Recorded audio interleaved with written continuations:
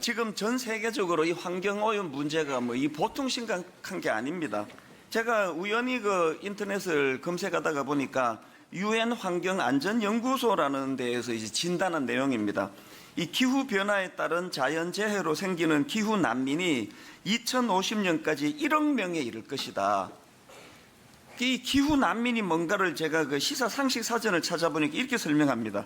지구 온난화 등 기후 변화로 인해 삶의 터전을 떠나야 하는 사람들, 이게 기후 난민이래요. 그러면서 이제 지구 온난화로 녹아내리고 있는 남극 빙하 사진을 보여주는데, 이게 뭐냐 하니까 예를 들면 피지 같은 이런 섬나라가 이제 점점 이제 이 얼음이 녹아가지고 그 해수면이 높아지니까 그 섬이 없어지는 거예요. 그러면 이제 더 이상 살 수 없어서 부득불 이제 그 주거지로 옮겨야 되는 사람들, 이게 기후 난민이래요. 이 기후 난민이 앞으로 1억 명에 이르게 될 것이다. 이건 뭐 재앙 아닙니까? 재앙. 지금 올해는 조금 나았지만 작년 여름, 재작년 여름 한 번도 겪어보지 못했던 이런 그 너무나 그 뜨거운 여름을 우리가 경험하면서, 야, 진짜 이게 기후 변화가 이게 심각하구나, 모두가 다 피부로 느꼈던, 이게 이제 문제가 점점 심해진다는 겁니다. 이렇게 모두가 다 이 환경 오염을 염려하고 있지만, 그런데 여러분, 뭐가 오염됐다, 또 뭐가 오염됐다 그래도 진짜 오염된 건 성경이 말하는 인간의 마음입니다. 예레미야 17장 9절, 만물보다 거짓되고 심히 부패한 것은 마음이라. 저는요, 어릴 때는 이게 뭔지 잘 몰랐습니다. 성경에 그렇게 원래 쓰여 있는 건가 보다 했는데, 나이가 들어갈수록 이 말씀이 너무 사무쳐요. 여러분, 이 만물보다 거짓되고 심히 부패한 것은 마음이라. 지금 한창 그 화재 입에 오르내리고 있는 그 제주도의 그 젊은 엄마, 세상에 이 상상을 초월하는 그런 방식으로 그 전 남편을 살해하고 또 의붓아들을 살해하고 하는 이런 것들이, 이게 만물보다 거짓되고 심히 부패한 인간의 그 본성을 드러내는 것 같아서 그런 걸 볼 때마다, 그리고 이런 그 끔찍한 그 일들이, 흉악한 일들이 점점 많아지는 걸 보면서, 지금 이 환경 오염이 점점 심해지는 것처럼 지금 마음에 하나님 두기를 싫어하는 이 시대 현상들 속에서 이런 그 흉악한 인간의 본성이 점점 극악무도한 것으로 나타나는 것 같아서, 이게 브레이크가 고장난 그런 자동차 같아서, 그래서 마음에 두려움을 느끼는 겁니다. 사실 이 환경 오염이 점점 심해진다는 것보다 더 두려워해야 되는 건 이 인간의 이 악함이 점점 더 심해지는 거 아닙니까?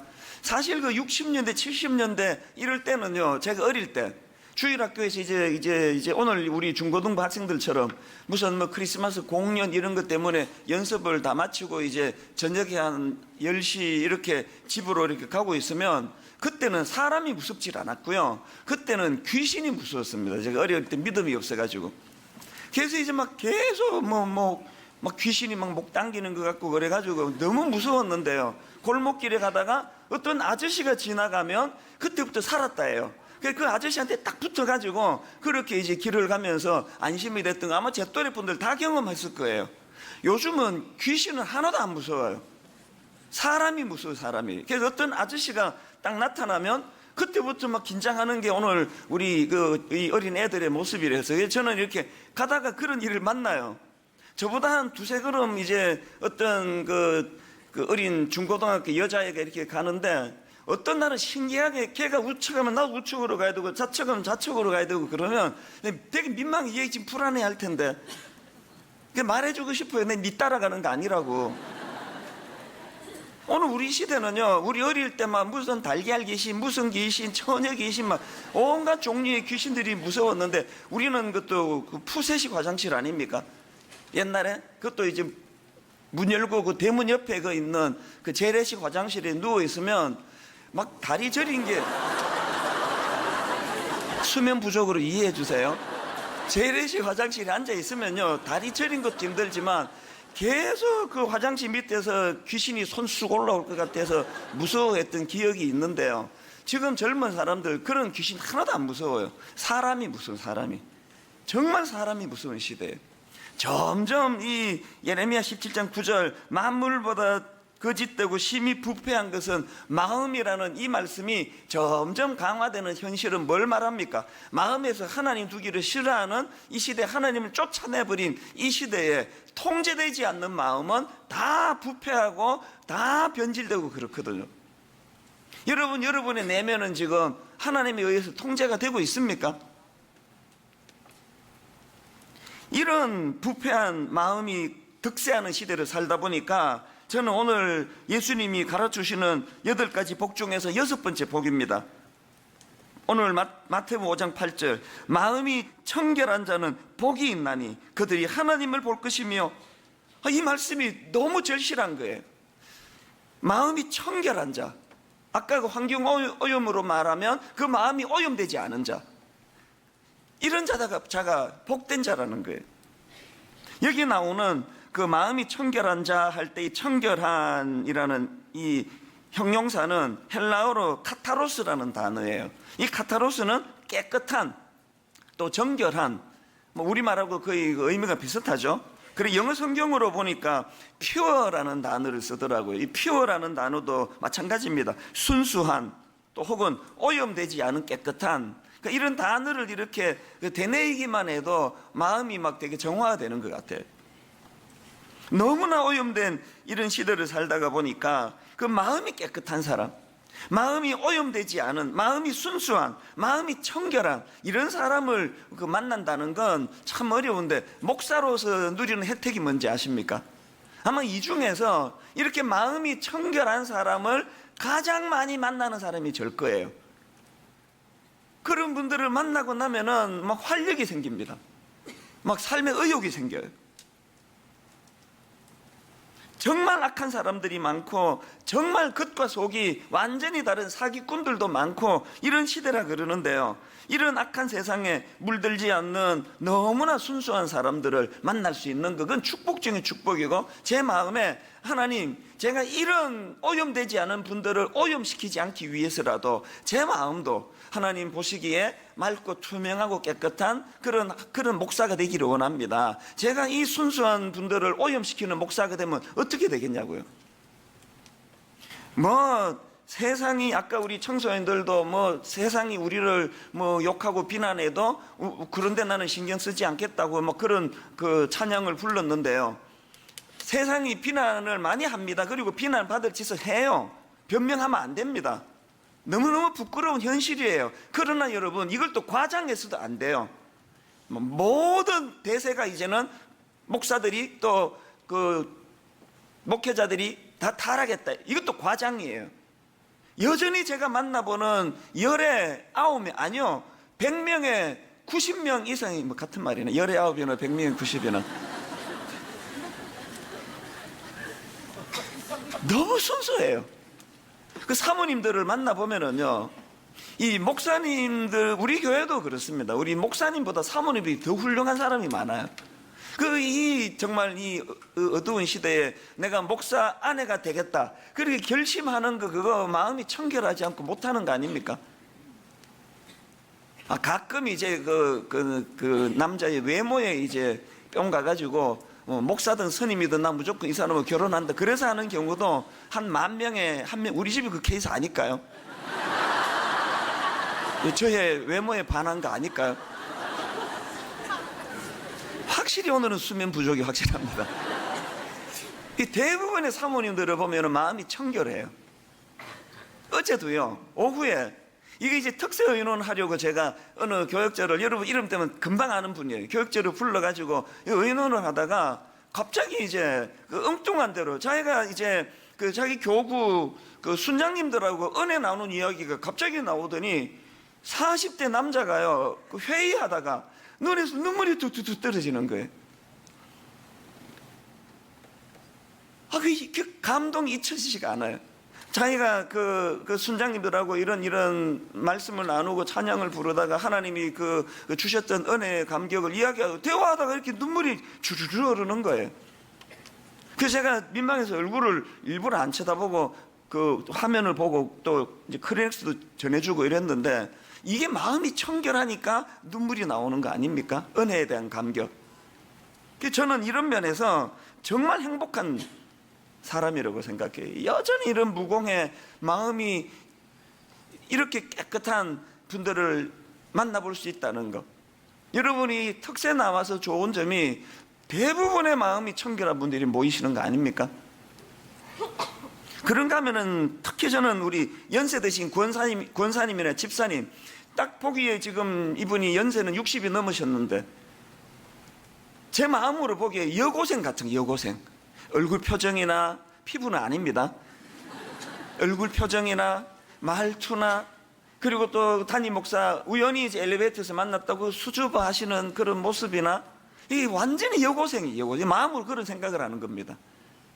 이렇게 그 해맑은 그런 권사님들을 보면은요, 정말 우리 육신은 시간이 갈수록 후패해져 가지만 하나님 말씀하신 게 그대로 맞습니다. 우리의 영은 날마다 새로워지기 때문에 더 순수해지는 게 더 해맑아지시고 95세 되신 어머니를 뵈면은 예전에 참 그 모습들이 많이 사라져서 안타깝긴 하지만요, 어머니를 제가 뵈면은 죄송한 표현 한마디만 할게요. 너무 귀여우세요.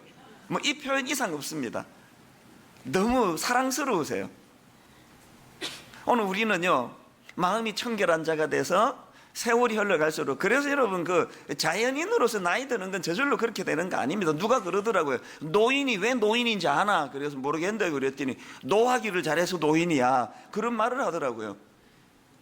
그게 참 웃기려고 한 말이겠지만, 그러나 여러분 성령님을 모시고 마음이 청결한 사람은요, 노하기를 잘해서 노인이 전 아니라고 생각합니다. 완숙함. 그래서 마음이 점점 더 청결해지는 거예요.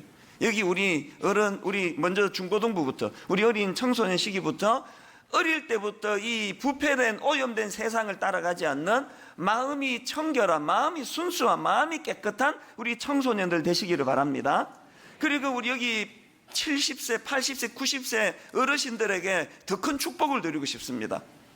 주님이 기뻐하시는 마음이 청결한 자가 되셔서 연세가 드시면 드실수록 그 영혼은, 그 마음은 점점 더 맑아지시고 점점 더 순수해지시는 그런 어른들이 모인 분당 우리 교회 되기를 주님 이름으로 축복합니다. 이런 의미에서 저는 오늘 마태복음 5장 8절 마음이 청결한 자는 복이 있나니 그들이 하나님을 볼 것이며, 우리가 왜 이 5장 8절을 구현해 내려고 애를 써야 되느냐? 두 가지 이유가 있습니다. 하나는요, 이래야 행복해요. 제가 엘리베이터에서 만나고 어제 그 젊은 부목사님을 보고 그 눈물을 보고 그러면서 그분들에게서 보여지는 행복이 있거든요. 기쁨이 있거든요. 왜 눈물을 뚝뚝 흘렸습니까? 하나님 주신 은혜, 그 순장들과 나눈 그 은혜가 너무 그 사랑의 여운이 끝나지 않으니까 너무 감격이 크니까 저절로 눈물이 나는 거 아닙니까? 지금 회의하다가 여러분 마음이 청결해져야 그 사기 처먹는 사람들요, 그거 안 들키고 감옥 안 간다고 해서 저는 똑같다고 생각해요. 그 사기치는 놈 잡아가지고 감옥에 넣어놔, 뭐 지멋대로 활보하고 다니나, 그 사람이 걸어 다니는 그게 다 감옥이에요.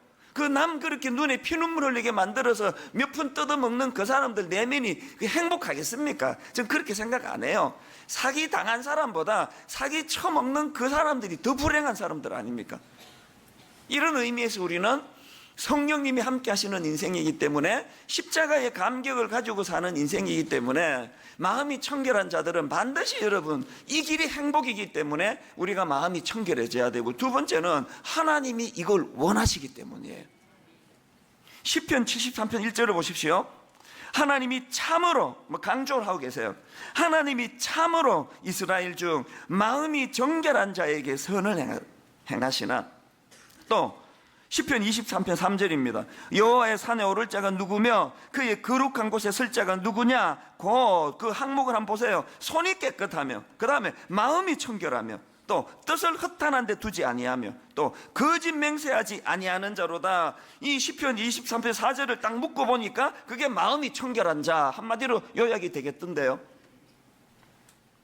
하나님은 막 이렇게 마음이 청결한 사람을 너무너무 좋아하세요. 그 여러분 이 항목을요, 집에 가서 요거를 옮겨 적고 이대로 한번 살아보려고 애를 써보세요. 먼저 손이 깨끗하고, 또 두 번째 마음이 청결하고, 그 다음에 이 마음이 청결한 사람의 특징, 뜻을 허탄한 데 두지 않고. 제가 뜻을 허탄한테 두는 순간 내 마음에 그 기쁨은 다 사라지고 근심이 꽉 차는 걸 저도 여러 번 경험했습니다. 뜻을 허탄한데 두지 아니하고, 그 다음에 거짓 맹세하지 않는 사람, 두 마음을 품는 사람에 대해서 이따가 설명하겠지만요, 거짓 맹세하는 사람 절대로 마음에 평안 없습니다. 이런 면에서 저는 오늘 특별 새벽 부흥의 마지막 날, 내일 이제 주일날 7번째 복, 그 다음 주일날 이제 8번째 복으로 이제 계속 진행되겠지만, 새벽 부흥회로는 이제 오늘이 마무리하는 시간인데요. 오늘 저는 하나님께서 이렇게 기뻐하시는 마음이 청결한 자, 마음이 순수한 자가 되기 위하여 우리가 뭘 구해야 되느냐, 마음의 청결을 위해서 구해야 될 두 가지를 오늘 말씀을 나누고 싶은데, 첫째로요, 외적인 청결보다 내적인 청결에 우선순위를 두는 인생이 되게 해주시기 원합니다. 매일 이 기도를 드려야 돼요. 왜 드려야 될까요?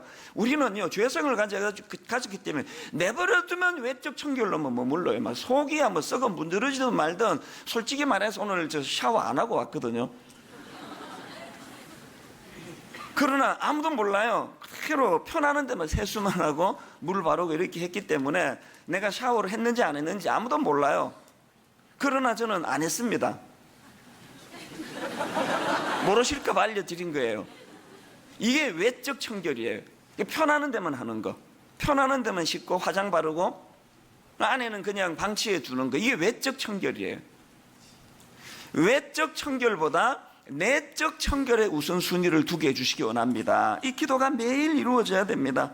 여러분, 성경을 읽다 보면은요, 예수님께서 이런 외적인 청결만 추구하는 인생을 얼마나 혐오하는지 모릅니다. 대표적인 게 마태복음 23장 27절인데, 예수님의 이 혐오를 한번 느껴보세요. 화 있을진저 외식하는 서기관들과 바리새인들이여, 회칠한 무덤 같으니 겉으로는 아름답게 보이나 그 안에는 죽은 사람의 뼈와 모든 더러운 것이 가득하도다. 이 예수님의 혐오감이 느껴지세요? 안은 치장하지 않고 껍데기만 가지고 교양이라는 거짓된 위선으로 포장을 해가지고 사람들한테 그런 척하기만 하는 사람. 예수님은 막 이런 사람을 막 너무 싫어하세요. 막 싫어하는 정도가 아니에요. 혐오스러워요. 오죽하면 회칠한 무덤이라고 표현하겠냐고. 껍데기만 그렇게 치장한다고 네가 아름다운 줄 아느냐? 네 속에는 지금 송장이 썩는 냄새가 나는 것 같다. 우리가 예수님에게 이런 평가를 받으면 어떻게 되겠냐고요. 그렇기 때문에 늘 기도해야 되는 거예요. 아버지, 저는 내버려두면 자꾸, 여러분, 우리 좀 그 문화가 좀 그 외적인 걸 중요하게 생각하는 문화 아닙니까? 막 성령 수술이 이렇게 많은 것도 그 문화의 일환이라고 봐요. 사람들이 내면은 안 보고 계속 그 사람의 그 껍데기만 평가하고, 막 심지어는 취직 하는데도 막 얼마나 예쁜가 이런 것만 보는 이런 저질 문화에 있다 보니까 막 이유야를 막론하고 얼굴을 뜯어고치고 막 살 빼려고 막 그렇게 애를 쓰는 거 아닙니까? 이 사회가, 우리 중고등부 애들 아까 그 찬양하는 거 봤지만, 그게 누가 예쁜 애가 있고 누가 못생긴 애가 있습니까? 하나님의 형상을 닮은 하나하나가 다 너무나 개성이 넘치고 아름답고 존귀하고, 살이 찌면 살이 쪄서 아름답고 삐쩍 마르면 삐쩍 말라서 아름답고, 그런 거에 너무 무게중심을 두지 않는 게 그게 하나님 나라의 특징 아닙니까? 성령 많이 한다고 욕하지 마세요. 우리들의 이런 타락한 껍데기만 보고 사람을 평가하는 시선이 거두어지면 뭐하러 성령하겠습니까? 그거 아픈데, 돈도 많이 들고. 우리는 자꾸 이렇게 사람을 많이 의식하는 그런 민족성을 가진 것처럼 느껴져요. 그 속담을 봐도요, 우리 속담에 이런 말이 있습니다. 냉수 먹고 이빨 쑤신다. 그 냉수 먹고 무슨 쑤실 게 있다고 이빨을 쑤십니까? 가난해가지고 냉수 먹고도 다른 사람 보기에는 방금 갈비 뜯은 것처럼 보이려고 냉수 먹고 이빨 쑤시는, 이게 그게 허위, 껍데기, 이게 참 부끄러운 그 허위의식 아닙니까? 그리고 또 이런 속담도 있습니다. 가난할수록 기와집 짓는다. 막 집안에서는 막 죽도 밥도 못 먹을 망정, 집안에서는 막 덮고 잘 이불도 없을 망정, 남들이 보기에는 막 그럴듯한 기와로 지붕을 덮는다. 이게 우리나라 속담이라니까요. 이게 뭘 의미하는 거예요? 허위의식이 많다는 거예요. 거칠해. 그런데 여러분, 이게 왜 문제입니까? 자꾸 이렇게 그 외적인 것만 추구하다가 보면 그 인생이 그게 공허해요. 그 다락방 같은 거 할 때 평소에 깨끗하게 하고 살아야지. 그 다락방은 이제 집을 돌아가면서 하는데 자기 집 차례가 되면 막 밤을 꼬박 새가지고 온 그 옷 이런 거 다 농안에다 집어넣어가지고 다락방 하는데 농문이 견디지 못해서 팍 열려가지고 막 옷이 쏟아지고 이런 일이 일어나면 되겠습니까? 이 사람과 사람과의 관계도 자꾸 거품이 많고, 그래서 이제 그 사람들이요, 우리 후배 목사님들이 저를 걱정을 많이 해요. 그 목사님 분당에 목사님 아는 성도 엄청 많을 텐데 그 힘들어서 어떻게 사시느냐고 그런 얘기예요. 힘 하나도 안 든다고. 뭐가 힘듭니까? 강단에 수습 목사지. 집에 가면은 새아의 아빠고 한 아내의 남편이고 그 뭐가 힘드냐고. 그리고 뭐 월요일 같은 때 막 샤워하기 싫거든요. 오늘 계속 안 씻는 얘기만 한데 그 월요일에 막 머리 까치지 짚고 그래가지고 뭐 얼굴이 기름 번들번들해도 뭐 씻기 싫으면 안 씻어요. 그렇게 하고 이제 슈퍼에 가서 라면 사갖고 오는데 꼭 그런 날 권사님을 만나요. 그럼 뭐 어때요? 뭐 안 씻을 수 있는 게 자기는 뭐 안 씻을 데가 없나?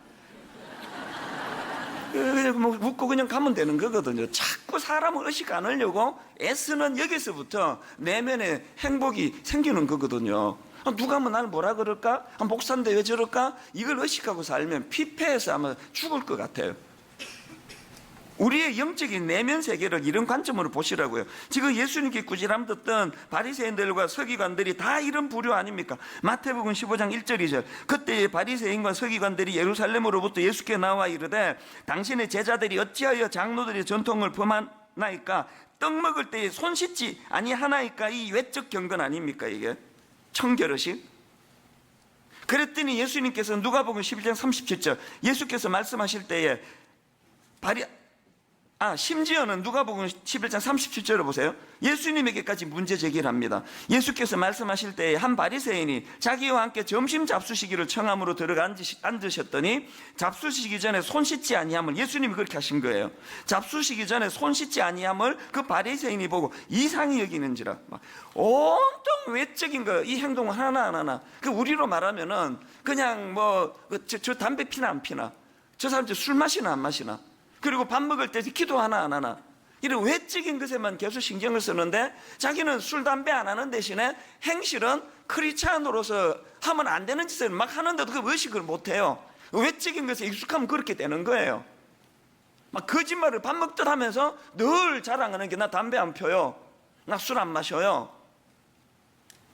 여러분, 이 교회에서 함께 우리 공동체적으로 하기로 한 술, 담배 안 하는 거 좋은 일입니다. 그러나 술, 담배를 안 할 때마다 내 내면도 이같이 절제를 하고 있는가? 내 내면도 하나님의 다스림을 받고 있는가? 이게 같이 가야 되는데, 제가 어릴 때 내 신앙을 방해했던 어른들이 다 이런 부류의 사람이에요. 너무나 이런 꼬장꼬장하고 말만 하면은 그냥 예수 믿는 애가 그래도 되느냐고, 옷이 왜 그러냐 그러고, 예수 믿는 애가 왜 기도도 안 하냐 그러고, 맨날 그런 거 지적하는데 그 어른의 삶이 존경이 안 되는 게 존경이. 그 회의가 오는 거예요. 오늘부터 우리 기도하자고요. 하나님, 내버려두면 우리는 그저 껍데기만 관심을 쓸 수밖에 없사오니 매일 성령님 은혜를 구합니다. 그런 겉으로 보여지는 외적인 경거, 흉내만 내는, 그래서 이게 자칫 위선자가 되는 그 길이 아니라 하나님 앞에서 내면이 정결해지면요, 껍데기는 저절로 따라오는 거 아닙니까?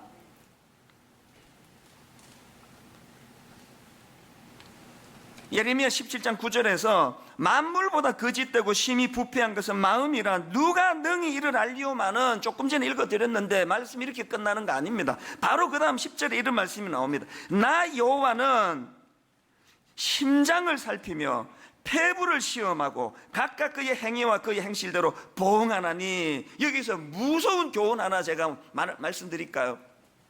여러분, 만물보다 거짓되고 심히 부패한 마음을 청산하기 원하신다면, 그런 것을 너무나 혐오하시는 살아계신 하나님을 마음에 모시면은 그게 없으신다는 거예요. 나 여호와는 심장을 살피며 폐부를 시험하고 각각 그의 행위와 그의 행실대로 보응하나니.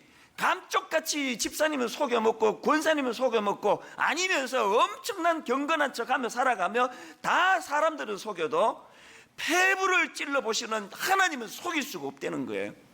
그 하나님 앞에 내가 너는 참 마음이 청결한 자야 이런 평가를 받으려면 내면이 아름다워야 된다는 걸 인식하고 그렇게 기도하게 될 줄 믿습니다. 그런가 하면 두 번째로 우리 마음의 청결을 위해서 구해야 될 게 하나 더 있는데요, 두 마음을 품지 않게 주시옵소서. 이 기도를 매일 드려야 돼요. 마음이 청결한 거하고 두 마음을 품는 게 어떤 연관이 있는가 하면요, 제가 앞에서 이 마음이 청결한 자 할 때 청결한이 그 카타로스라는 단어가 깨끗한, 정결한 이런 뜻을 가진 형용사라고 말씀드렸는데요, 이 단어의 정의 가운데 이런 것도 있습니다. 이 카타로스라는 이 단위는 더러운 욕망과 구별된, 그냥 깨끗한 게 아니고요, 더러운 욕망과 구별되었기 때문에 깨끗한 거예요. 그 다음에 더러운 욕망과 섞이지 않은. 왜 두 마음을 품지 않게 해달라고 기도해야 됩니까? 더러운 욕망과 안 그런 척하는 마음이 뒤섞여 있으면 마음이 청결한 자가 아니에요. 이 두 마음을 품지 않는 건 더러운 욕망과 구별된, 더러운 욕망과 섞이지 않은. 그래서 여러분, 이 말씀 앞에 우리가 기도할 때 늘 열왕기상 18장 21절과 여호수아 24장 15절을 대조하면서 보셔야 되는데요, 열왕기상 18장 21절, 엘리야가 모든 백성에게 가까이 나아가 이르되 너희가 어느 때까지 둘 사이에서 머뭇머뭇하려느냐. 잘 들어보세요. 이 성령님의 음성을 오늘 좀 들어보세요. 엘리야가 모든 백성에게 가까이 나아가 이르되 너희가 어느 때까지 둘 사이에서 머뭇머뭇하려느냐. 어떻게 그 하나님과 세상의 그 두 마음을 가지고 그렇게 살아가느냐. 여호와가 만일 하나님이면 그를 따르고 바알이 만일 하나님이면 그를 따를지니라 하니. 그 다음 보세요. 백성이 말 한마디도 대답하지 아니하는지라. 결단하기에 아까운 게 너무 많은 거예요. 결단하기에 세상이 너무 두려운 거예요. 이 백성이 말 한마디도 대답하지 아니하니라는 이 말씀에 너무나 대조되는 말씀이 여호수아 24장 15절입니다. 만일 여호와를 섬기는 것이 너희에게 좋지 않게 보이거든 너희 조상들이 강 저쪽에서 섬기던 신이든지 또는 너희가 거주하는 땅에 있는 아무리 족속의 신이든지 신들이든지 너희가 섬길 자를 오늘 택하라. 너희가 섬길 자를 오늘 택하라. 오직 나와 내 집은 여호와를 섬기겠노라. 이 놀라운 결단이 이 새벽에 일어나기를 바랍니다. 한번 저를 따라 큰 소리로 한번 선포해 보시겠습니까? 오직 나와 내 집은 여호와를 섬기겠노라.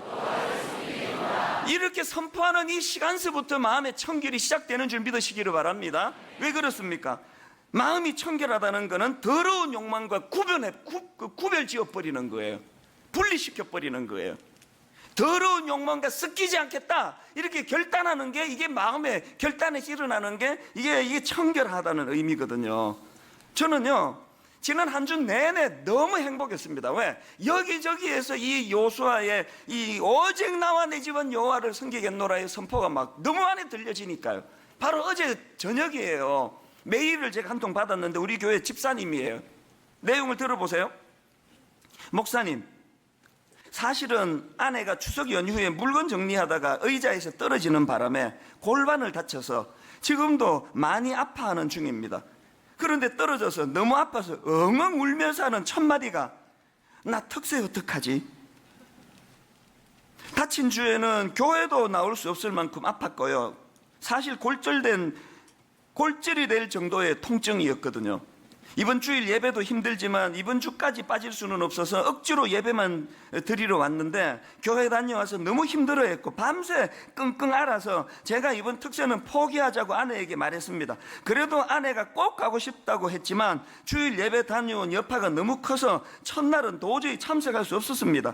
제가 힘들면 그냥 포기하라고 했는데 화요일 새벽에는 갈 수 있다고 해서 고령의 어르신들 걸음 속도로 느릿느릿 걸어서 참석하게 됐고 지금도 아프지만 그래도 월요일보다는 많이 나아지고 있다고 합니다. 아직 계단 오르는 것은 잘 못하지만요.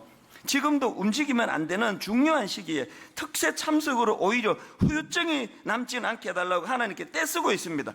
지금 걷는 것 자체가 고령의 어르신 걷는 것처럼 흐느적거리며 걸어야 되는, 그리고 한번 이렇게 예배 드리고 나면은 후유증이 커가지고 그 통증이 있는데 특세가 이게 오늘 2시 반부터 줄을 서야 되는 거, 평상시 3시 반에 와야 본당에 들어오는데, 내가 보기에 그 부부가 오늘도 여기 맨 앞에 앉아 있습니다. 지금 넷째 줄.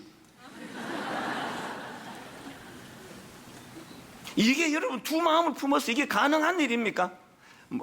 오직 누가 뭐라 그러든지 세상이 어떻든지 간에 오직 나와 여호와는 하나님을 섬기겠노라, 그 청결한 마음을 가졌기 때문에 이런 결단이 가능한 거 아닙니까? 내가 어제 저분 메일 때문에 내가 거의 밤을 샌 거 아닙니까? 저런 분 앞에서 내가 설교를 죽 쓰면 되겠나 그래가지고. 왜 안 웃으시는데요?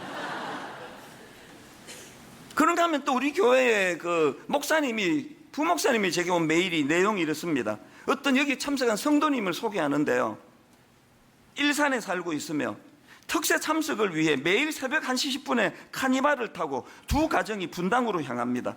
금주 화요일에는, 이 놀라운 얘기예요, 금주 화요일에는 레위기 신앙 강좌에 참여하기 위해 분당을 새벽 저녁 2번이나 오셨습니다.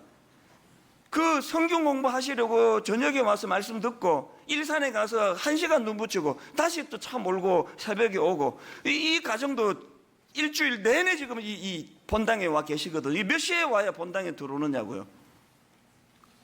화요일 밤 9시에 강의를 마쳤고 다시 일산에 갔다가 1시간 자고 또 새벽 기도에 오셔서 거의 제일 앞줄에 서 계셨습니다.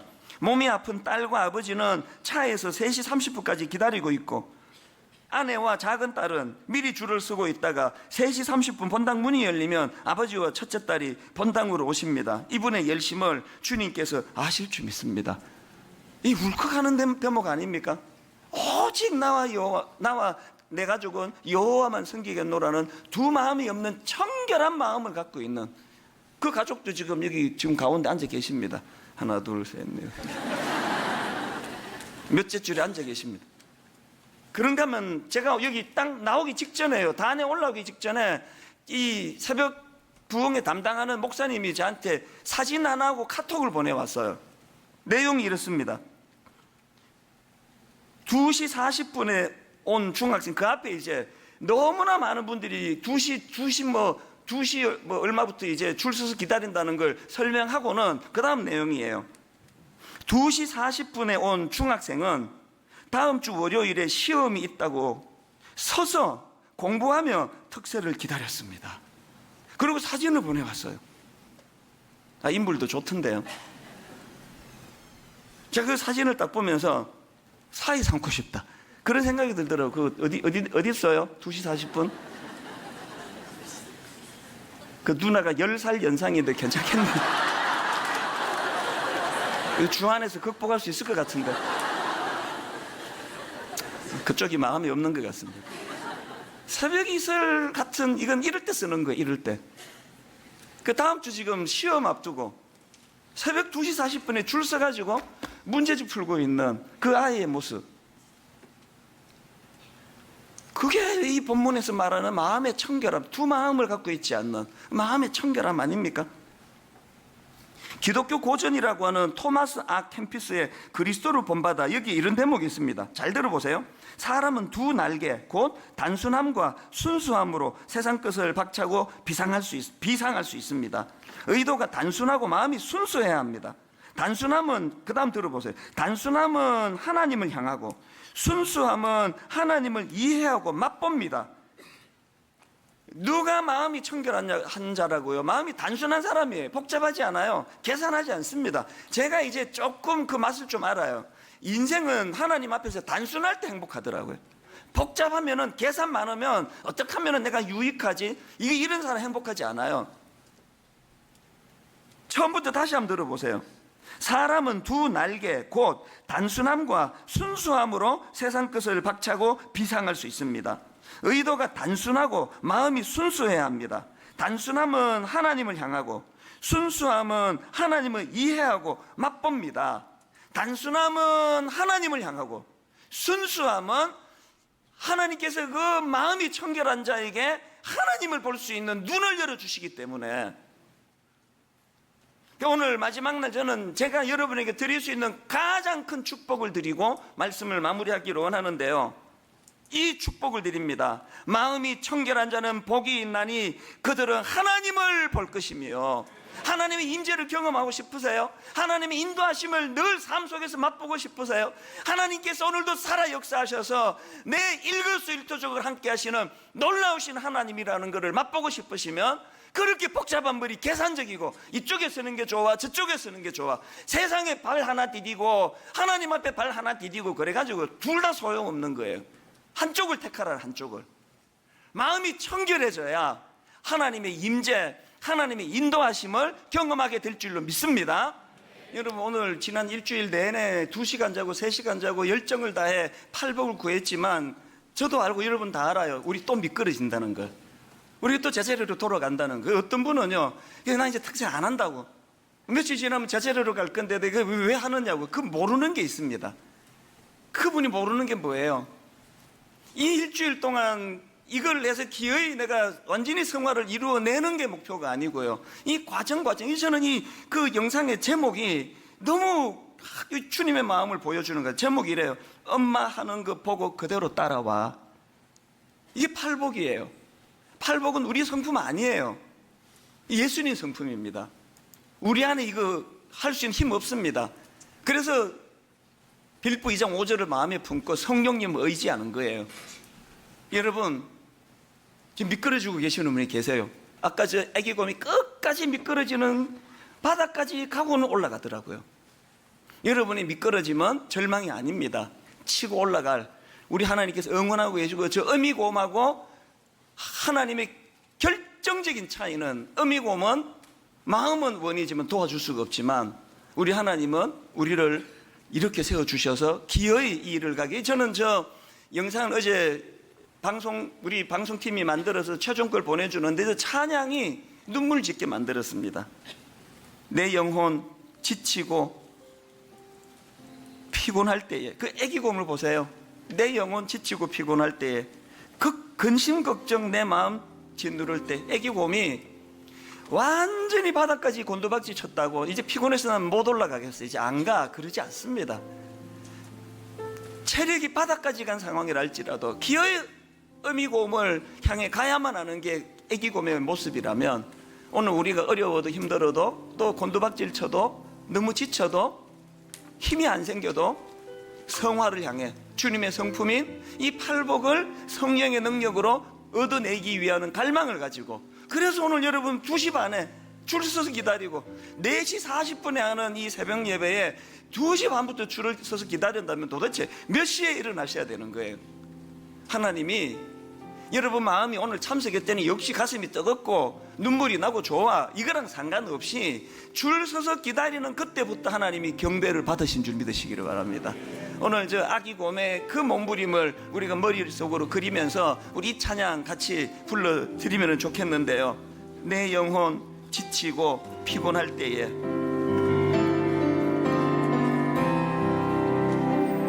내 영혼 지치고 피곤할 때에, 근심 걱정 내 마음 짓누를 때, 난 잠잠히 주님을 기다리네. 언제까지? 주님 내 곁에 오실 때까지. 우리 다시 한번, 내 영혼 지치고 피곤할 때에,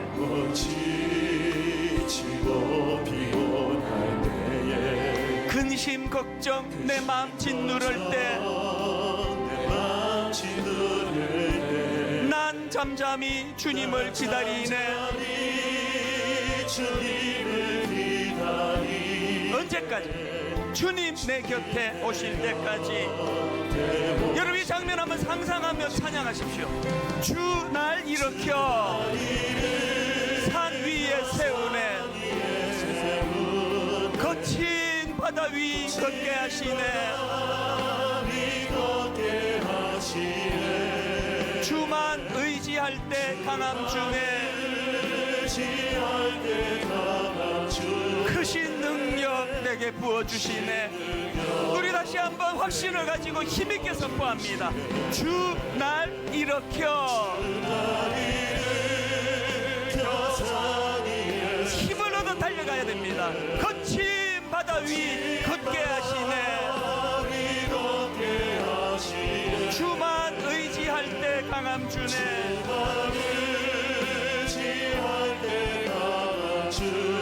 크신 능력 내게 부어주시네. 한량 없는 은혜, 갚을 길 없는 은혜.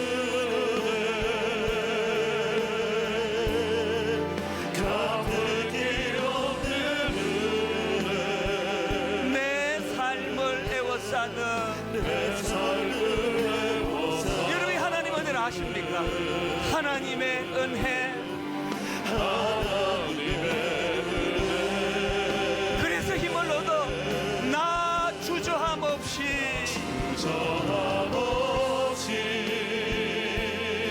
그 땅을 밟음도 나를 붙드시는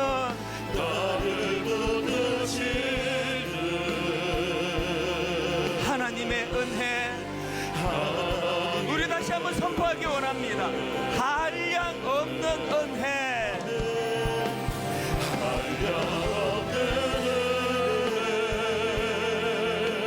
갚을 길 없는 은혜,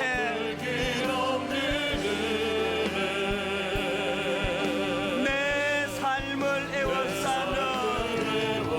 여러분의 삶이 무엇이 애워싸고 있습니까? 하나님의 은혜, 하나님의 은혜.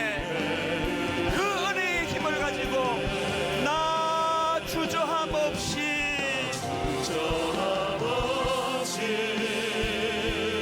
그 땅을 밟음도 나를 붙드시는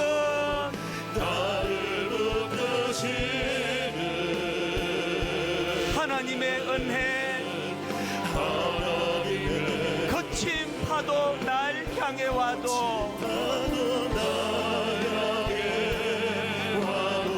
주와 함께 날아오르리.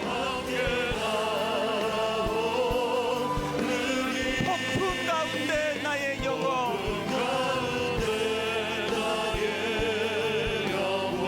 잠잠하게 주를 보리라.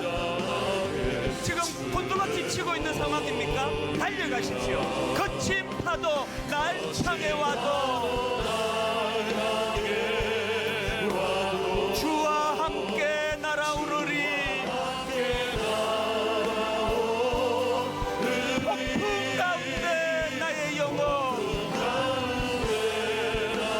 잠잠하게 주를 보리라. 이런 상황 속에 우리 다시 한번 하나님을 노래합니다. 한량 없는 은혜, 갚을 길 없는 은혜.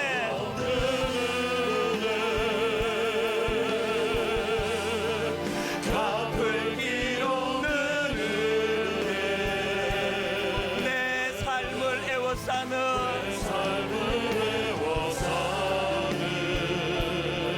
하나님의 은혜.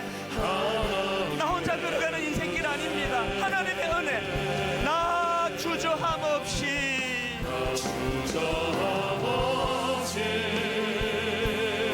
그 땅을 밟음도 나를 붙드시는 하나님의 은혜.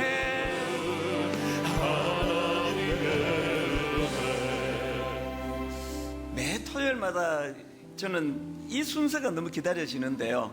이 시간 우리 중고등부 학생들과 또 우리 교역자들이 다시 한번 이제 주님을 찬양하는 시간을 가질 텐데요. 이제 우리 교역자들과 우리 중고등부 학생들이 다시 한번 나와서 이제 찬양하고 또 기쁨을 나눌 텐데, 우리 다시 한번 우리 중고등 학생들 또 우리 교역자들 또 수많은 선생님들 감사합니다. 한번 박수로 이들을 맞이해 주시면 감사하겠습니다.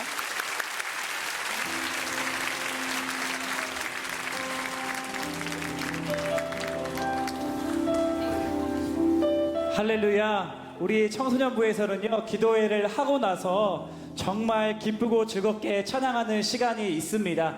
오늘 이 시간 성도님들과 함께 우리가 한 마음과 한 뜻으로 주님 앞에 기쁨으로 나아가길 원합니다. 혹시 몸이 불편하지 않으시다면 다 함께 자리에 일어나 보시겠습니까? 우리 전심으로 기쁨의 이유 되시는 주님께 우리 감사와 영광의 박수 올려드리며 그 주님께 함께 찬양하며 나갑니다. 할렐루야! 우리와 함께 하시는 주님, 팔복의 은혜를 주시는 주님을 찬양합니다. 함께 선포합시다. 너 결코 용기 잃지 말아라. 주가 너와 함께 하신 으쌰 너 결코 용기 잃지 말아라. 주가 너와 함께 하신 너는 결코 작지 않구나. 너는 결코 작지 않구나. 너를 위해 이루신 주님의 선포합니다. 너는 이제 약하지 않구나. 너는 이제 약하지 않구나. 내 안에 계신 주님이 세상보다 크신. 여러분 믿으십니까? 너 결코 용기 잃지 말아라. 주가 너와 함께 하신 너 결코 용기 잃지 말아라. 주가 너와 함께 하신 너는 결코 작지 않구나. 너는 결코 작지 않구나. 너를 위해 이루신 주님의 믿음으로 선포합니다. 너는 이제 약하지 않구나. 너는 이제 약하지 않구나. 왜요?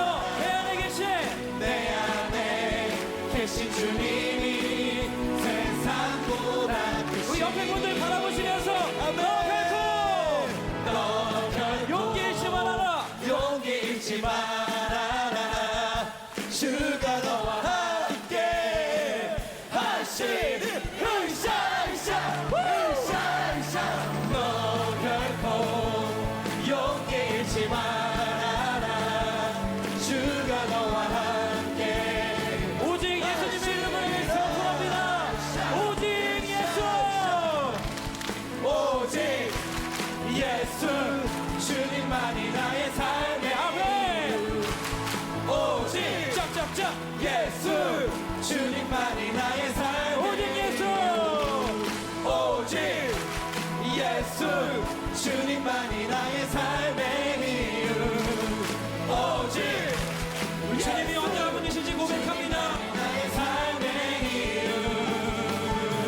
주님은 길과 진리 생명 나는 오직 믿음으로 살리. 주만이의 삶. 한 번 더 고백합니다. 주님은 길과 진리 생명. 주님은 길과 진리 생명 나는 오직 믿음으로 살리. 주만이의 삶. 큰 목소리로 고백합니다. 1, 2, 3, hey! 주님은 길과 진리 생명 나는 오직 믿음으로 살리. 주만이. 한 번 더 결단하면서 주님은 길과 진리 생명.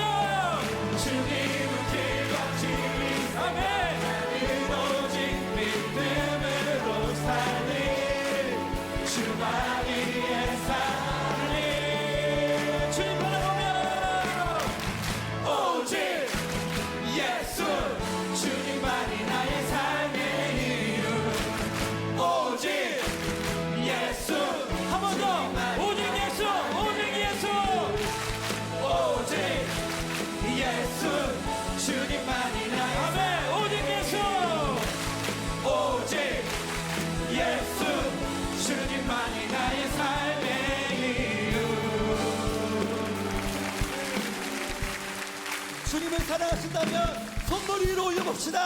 앞으로 하나 둘셋 Yeah. 나는 야 Yeah. 예수 제일 Yeah. 사람들이 내게 손